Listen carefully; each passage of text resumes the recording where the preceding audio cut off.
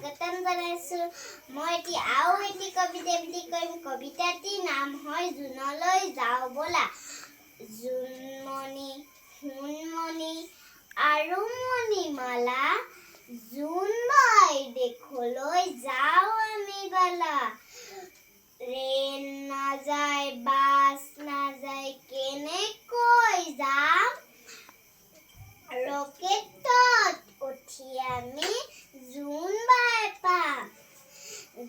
ৰকেটত উঠি আমি পৃথিৱীলৈ চাম। নৈ বিল জান-জুৰি দেখিবলৈ পাম।